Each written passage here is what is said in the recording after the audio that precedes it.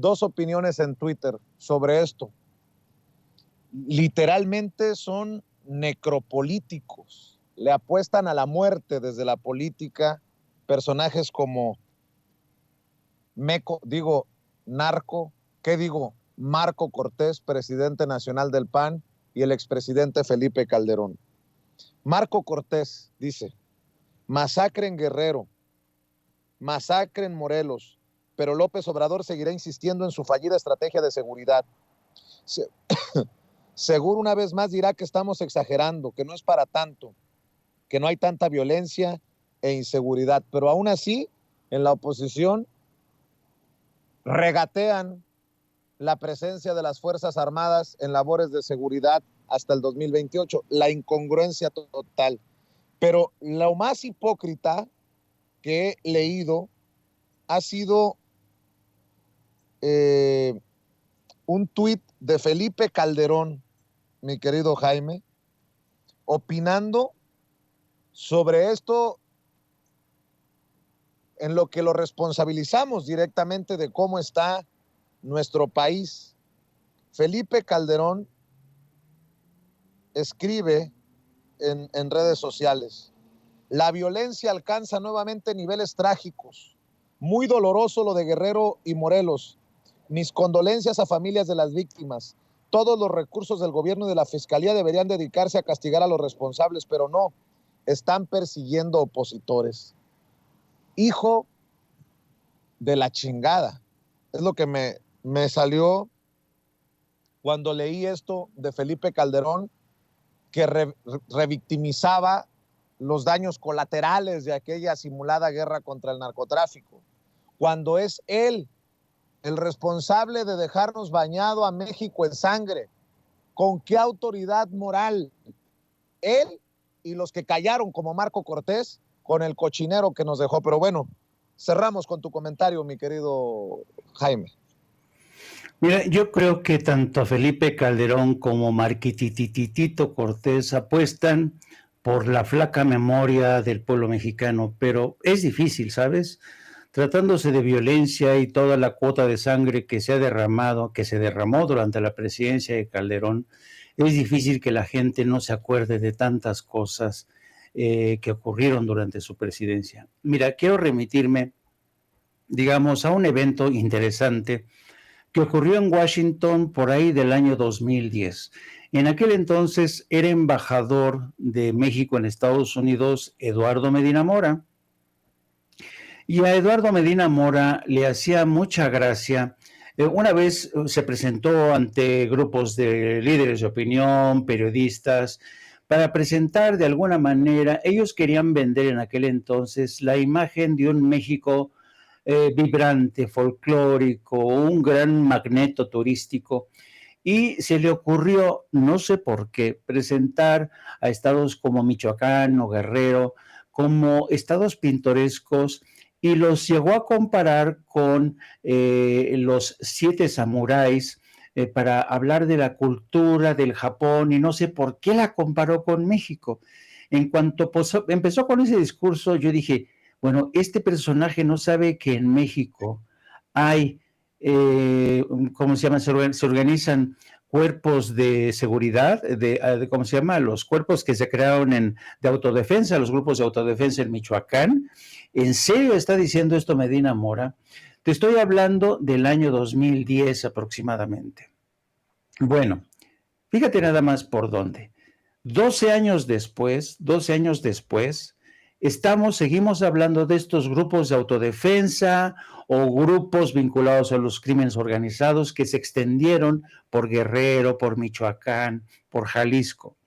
Entonces te das cuenta que mientras durante toda la presidencia de Calderón y Peña Nieto le dieron todo el tiempo al crimen organizado para que se implantara a nivel estatal y casi federal, la cuota de violencia que se pagó fue durísima, los famosos autodefensas se reconvirtieron en grupos vinculados al crimen organizado. El crimen organizado tuvo todo el tiempo de implantarse, es decir, Lo que ahora el PAN no le está negando a la Guardia Nacional el tiempo suficiente para implantarse a nivel nacional, ganar las fortalezas, ser más eficaz, más profesional, lo que hoy le niega el PAN y Movimiento Ciudadano a esta Guardia Nacional, se la dio al crimen organizado para que se implantara a nivel nacional en estados como Guerrero. Y mira lo que está ocurriendo ahora, el producto de estas decisiones tan estúpidas, tan miopes, ¿no? Entonces, esto es muestra de la miopía, de la estrechez de visión de estos partidos políticos que ahora se espantan por lo que ellos sembraron, permitieron que se extendiera como un cáncer en toda la nación. Entonces, que no vengan con el cuento de que, en este gobierno sigue habiendo violencia, ¿cómo es posible que se hayan llegado a implantar como una costra sanguinaria que ha devorado a las instituciones, asesina? Señores, ustedes lo permitieron desde hace más de una década y no hicieron nada. A mí, francamente, insisto, Felipe Calderón, que es un impresentable, y Marquitito Cortés, le apuestan a la flaca memoria de algunos. Pero ¿tú crees que a la gente de Michoacán, de Guerrero, que ha visto todo este proceso a lo largo de más de una década, se les va a olvidar que fueron estos bandidos del PAN que permitieron que el crimen organizado se extendiera, que pasara lo que pasó en Ayotzinapa bajo la mirada del PRI y de Peña Nieto? No, la gente no es tonta. La gente no olvida, porque ellos pagaron una cuota muy elevada de sangre, Vicente. Así es que no, ya podrán decir misa estos señores, y desafortunadamente ellos insisten en una estrategia que los lleva al fracaso. El presidente ya les dijo, moralmente están derrotados, y por eso el presidente hasta, ya sabes, se burla de ellos, les dice, señores, si quieren un poco de asesoría se las doy, pero es que realmente no entienden que el pueblo de México tiene una memoria, se acuerda de lo ocurrido, se acuerda de las matanzas, y además otra cosa interesante que hay que señalar, mucha de esta implantación del crimen organizado fue producto de una política económica irresponsable, ¿no? Suicida, que condenó a muchos campesinos a irse a Estados Unidos, que condenó a mucha gente, a los jóvenes, a convertirse en carne de cañón de los crímenes, de los grupos, organizaciones criminales.